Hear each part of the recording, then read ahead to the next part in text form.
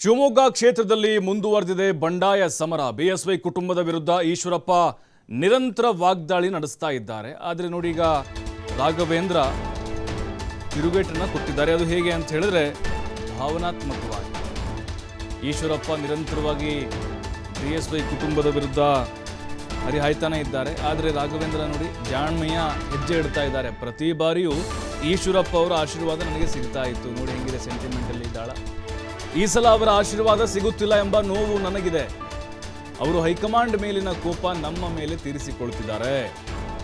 ಶಿವಮೊಗ್ಗದಲ್ಲಿ ಈಶ್ವರಪ್ಪ ವಿರುದ್ಧ ಬಿಜೆಪಿ ಅಭ್ಯರ್ಥಿ ಬಿವೈ ರಾಘವೇಂದ್ರ ವಾಗ್ದಾಳಿ ನಡೆಸಿದ್ದಾರೆ. ನೋಡಿ, ಅಲ್ಲಿ ಅವರು ಮಾತನಾಡಿದ ವೇದಲ್ಲೇ ಮಾತಾಡೋಕ್ಕಾಗೋದಿಲ್ಲ. ಯಾಕಂತ ಹೇಳಿದ್ರೆ ಈಶ್ವರಪ್ಪನವರು ಕೋಪದಲ್ಲಿದ್ದಾರೆ. ಅವರ ಮಗನಿಗೆ ಟಿಕೆಟ್ ಸಿಕ್ಕಿಲ್ಲ. ಈಶ್ವರಪ್ಪನವರು ಯಡಿಯೂರಪ್ಪನವರು ಫ್ಯಾಮಿಲಿ ವಿರುದ್ಧ ನಿರಂತರವಾಗಿ ದಾಳಿ ಮಾಡ್ತಾನೆ ಇದ್ದಾರೆ. ಅವರ ನೋವನ್ನು ಹಂಚಿಕೊಳ್ತಾ ಇದ್ದಾರೆ. ಆದರೆ ಅವರು ಮಾತನಾಡಿದ ಹಾಗೆ ಮಾತನಾಡಿದರೆ ಅದು ಮತ್ತೆ ಬೇರೆಯದ್ದೇ ಸ್ವರೂಪವನ್ನು ಪಡೆದುಕೊಳ್ಳುತ್ತೆ. ಹಾಗಾಗಿ ಎಚ್ಚರಿಕೆ ಹೆಜ್ಜೆ ಇಡೋಣ, ಜಾಣ್ಮೆಯಿಂದ ಉತ್ತರ ಕೊಡೋಣ ಅನ್ನುವಂಥ ನಿರ್ಧಾರಕ್ಕೆ ರಾಘವೇಂದ್ರ ಬಂದಂಗೆ ಕಾಣಿಸ್ತಾ ಇದೆ. ಹಾಗಾಗಿ ಎಲ್ಲೂ ಕೂಡ ವೈಯಕ್ತಿಕವಾಗಿ ಟೀಕೆಗಳನ್ನು ಮಾಡದೆ ಜಾಣ್ಮೆಯಿಂದ ಈಗ ಎದುರಿಸುವಂಥ ಕೆಲಸ ರಾಘವೇಂದ್ರ ಮಾಡ್ತಾ ಇದ್ದಾರೆ. ಪ್ರತಿ ಬಾರಿ ಚುನಾವಣೆಯಲ್ಲಿ ನನಗೆ ಈಶ್ವರಪ್ಪನವರ ಆಶೀರ್ವಾದ ಸಿಗ್ತಾ ಇತ್ತು, ಆದರೆ ಈ ಬಾರಿ ಅದು ನಂಗೆ ಸಿಗ್ತಾ ಇಲ್ಲ. ಬಹಳ ನೋವಿದೆ. ಅವರು ಹೈಕಮಾಂಡ್ ಮೇಲಿನ ಕೋಪ ನಮ್ಮ ಮೇಲೆ ತೀರಿಸಿಕೊಳ್ಳುತ್ತಿದ್ದಾರೆ ಅಂತ ಹರಿಹಾಯ್ತಿದ್ದಾರೆ.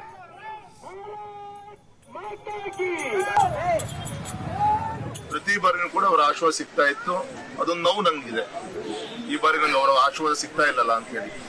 ಆದ್ರೆ ಆ ನೋವಿನ ಜೊತೆಗೆ ಇನ್ನೊಂದು ನೋವು ಅಂತ ಏನಂದ್ರೆ, ಅವ್ರು ಹೇಳ್ತಿರುವಂತ ವಿಚಾರಗಳು ಸಂಪೂರ್ಣವಾದಂತ ಒಂದು ಮತದಾರರನ್ನ ತಪ್ಪದಾರಿ ಎಳೆಯಕ್ಕೆ, ಸತ್ಯಕ್ಕೆ ದೂರವಾದಂತಹ ಸಂಗತಿಗಳನ್ನ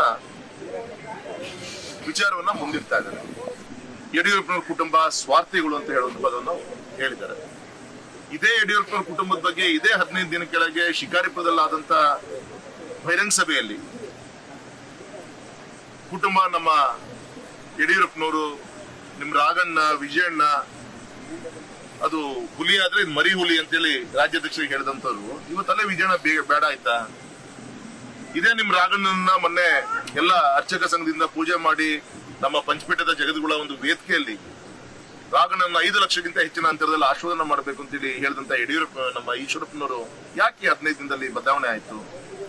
ಸಹಜ ಅವ್ರಿಗೆ ನೋವಾಗಿದೆ. ಅವರ ಸುಪುತ್ರ ಅಂತ ಕಾಂತೇಶಿಗೆ ಸೀಟ್ ಬೇಕು ಅಂತ ಪ್ರಯತ್ನವನ್ನ ಮಾಡಿದ್ರು. ಯಡಿಯೂರಪ್ಪನವ್ರ ಕುಟುಂಬಕ್ಕೆ ಸೀಮಿತವಾಗಿ ಯಾಕೆ ಸಂರಕ್ಷಿತ ಈಶ್ವರಪ್ಪ ಮಾತಾಡ್ತಾ ಇದ್ದಾರೆ? ಹಾಗಾಗಿ ನನಗೆಲ್ಲೋ ಅನಿಸ್ತಾ ಇರೋದು, ಇವತ್ತು ಅವರ ಆಕ್ರೋಶ ಯಡಿಯೂರಪ್ಪನ ಕುಟುಂಬದ ಬಗ್ಗೆ ಅಲ್ಲ. ಯಡಿಯೂರಪ್ಪನ ಕುಟುಂಬ ಕೇವಲ ನಿಮಿತ್ತ ಮಾತ್ರ. ಅವರು ಸಿಟ್ಟಿರೋದು ಹೈಕಮಾಂಡ್ ಮೇಲೆ. ಹೈಕಮಾಂಡ್ ಬಗ್ಗೆ ಹೇಳಕ್ ಆಗ್ತಾ ಇಲ್ಲ. ಅವ್ರು ಹೇಳಿದಾರೆ ಮೊನ್ನೆ, ವಿಡಿಯೋ ಕ್ಲಿಪ್ ಕಳಿಸ್ಕೊಡ್ತೀನಿ, ಹೈಕಮಾಂಡ್ಗೂ ಬುದ್ಧಿ ಕಲಿಸ್ಬೇಕು, ನಾನು ಯಡಿಯೂರಪ್ಪ ಕುಟುಂಬಕ್ಕೂ ಬುದ್ಧಿ ಕಲಿಸ್ಬೇಕು. ನಾವು ಈ ಮೊನ್ನೆವರೆಗೂ ಕೂಡ ಒಬ್ಬ ಕಾರ್ಯಕರ್ತರಾಗಿ ಅವರಿಗೆ ಸ್ಥಾನಮಾನಗಳು, ಇವತ್ತು ಗೌರವಿತ ಮಂತ್ರಿಗಳಾಗಿ ಉಪಮುಖ್ಯಮಂತ್ರಿಗಳಾಗಿ ಸೇವೆ ಮಾಡಿದಂತ ಕಾರ್ಯಕರ್ತರು ಈ ತರ ಮಾತಾಡಿದ್ರೆ, ಸಾಮಾನ್ಯ ಕಾರ್ಯಕರ್ತರು ಏನು ಇಲ್ದಂತ ಪಾಪ ದೇಶಕ್ಕೋಸ್ಕರ ದುಡಿಯಂತ ಕಾರ್ಯಕರ್ತರ ಪರಿಸ್ಥಿತಿ ಏನಾಗ್ಬೋದು? ಮತ್ತಷ್ಟು ಮಾಹಿತಿ ನವೀನ್ ನೀಡ್ತಾರೆ. ನವೀನ್, ಈಶ್ವರಪ್ಪನವರ ವಾಗ್ದಾಳಿ ಒಂದು ಕಡೆ ಬಿಎಸ್ವೈ ಅಂಡ್ ಫ್ಯಾಮಿಲಿ ವಿರುದ್ಧ, ಬಟ್ ರಾಘವೇಂದ್ರ ಅವರು ಎಚ್ಚರಿಕೆ ಹೆಜ್ಜೆಯನ್ನು ಇಡ್ತಾ ಇದ್ದಾರೆ, ಜಾಣ್ಮೆಯ ಉತ್ತರ ಕೊಡ್ತಿದ್ದಾರೆ ಅಂತ ಅನಿಸ್ತಾ ಇದೆ. ವೈಯಕ್ತಿಕವಾಗಿ ಟೀಕೆಗಳನ್ನು ಮಾಡಿದೆ ಅಲ್ವಾ?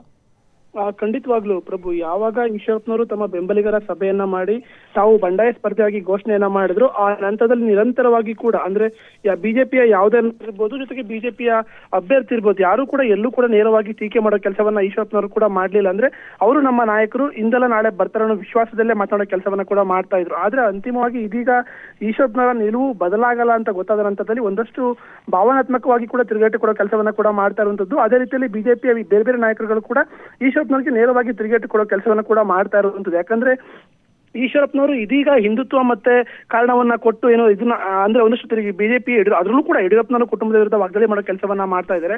ಆ ವಿಚಾರವಾಗಿ ಬಿಜೆಪಿಯ ಅಭ್ಯರ್ಥಿ ಶಿವಮೊಗ್ಗದ ಹಾಲಿ ಸಂಸದ ಬಿವೈ ರಾಘವೇಂದ್ರ ಅವರು ಕೂಡ ತಿರುಗೇಟನ್ನ ಕೊಟ್ಟಿರುವಂತದ್ದು. ಪ್ರತಿ ಬಾರಿಯೂ ಕೂಡ ನನಗೆ ಈಶ್ವರಪ್ಪನವರ ಆಶೀರ್ವಾದ ನನಗೆ ಸಿಗ್ತಾ ಇತ್ತು, ಆದ್ರೆ ಈ ಬಾರಿ ಅವರ ಆಶೀರ್ವಾದ ಸಿಗ್ತಾ ಇಲ್ಲ ಎಂಬ ನೋವು ನನಗಿದೆ. ಪ್ರಮುಖವಾಗಿ ಅವರ ನೋವಿನ ಜೊತೆ ಅವರು ಹೇಳ್ತಿರುವಂತಹ ವಿಚಾರಗಳು ಮತದಾರನ ತಪ್ಪು ದಾರಿಗೆ ಎಳೆಯುವಂತ ಕೆಲಸವನ್ನ ಮಾಡ್ತಾ ಇದ್ದಾವೆ. ಸತ್ಯಕ್ಕೆ ದೂರವಾದ ವಿಚಾರಗಳನ್ನ ಅವರು ಪ್ರಸ್ತಾಪವನ್ನ ಮಾಡ್ತಾ ಇದ್ದಾರೆ. ಅವರು ಕೂಡ ನಮ್ಮ ತಂದೆ ಪ್ರಾತಿನಿಧ್ಯ ವಹಿಸಿದಂತವರು, ಜೊತೆಗೆ ನಮ್ಮ ತಂದೆಯ ಜೊತೆ ಅವರು ಕೂಡ ಪಕ್ಷವನ್ನ ಸಂಘಟನೆಯನ್ನ ಮಾಡಿದ್ದಾರೆ.